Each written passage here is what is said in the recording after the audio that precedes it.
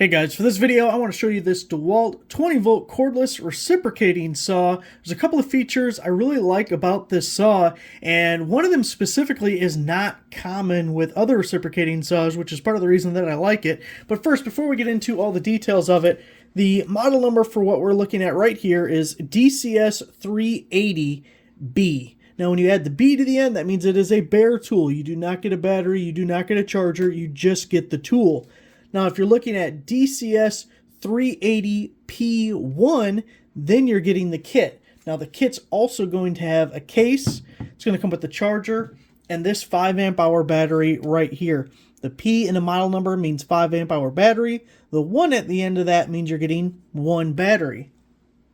Now, the 5 amp hour battery, when we're talking about DeWALT stuff, which I've for years talked about various DeWALT tools, the 5 amp hour battery is my favorite. It lasts a long time on just about any tool, but yet it's not too bulky and too heavy to also be used for anything. So as you're looking around at batteries, this is my personal favorite. I really like the 5 amp hour battery. So the kit may be a good option for you just because it comes with a great battery. Now, looking at the tool itself, first off, this is one of the OG 20 volt tools. This came out over 10 years ago. One of their first offerings and still going today. You know, a nice design. It's very traditional in its shape and size to a corded reciprocating. So you see we do have our trigger lock right here that passes all the way through. See right now I can press it. We hit that. Bam, we've locked it. Really important if you leave the battery on it, which by the way you should take the battery off when you're not using it. But if you have the battery on there, you throw it in the case, a bag, anything where it's transporting, you don't want to accidentally turn it on. So really nice to have that. It is variable speed. You can see it's a single finger trigger. Sometimes you'll see saws where you can get 2 fingers on there. This is for a single. We have the battery spot at the bottom there. Now, a couple of these features I was talking about. First off, we have this little yellow button here. That is to adjust your pivoting shoe. So most saws don't have that, actually. We can pull that out and lock it into different positions. Makes it a little bit more versatile. If we take it all the way out, you see there's 3 steps that it can click in. And obviously, as you see here, you can pull it all the way out. Now, did mention that also pivots.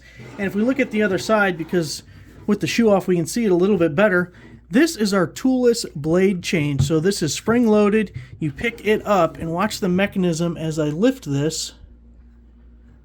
So this part is easy to see. It's coming down, but we're also releasing this portion. And the graphic on the front of this kind of shows what we're doing here.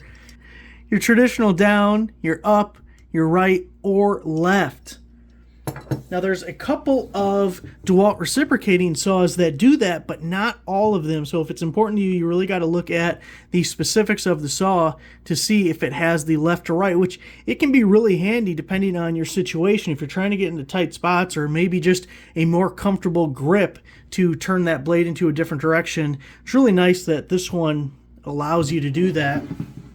Now as I'm putting this guy back in, we have a stroke length on this saw of 1 1/8 inch, 1 1/8, and that is pretty common. I've had 3 or 4 DeWALT reciprocating saws, cordless saws so far, and they've all been 1 1/8, so that's similar across all of them.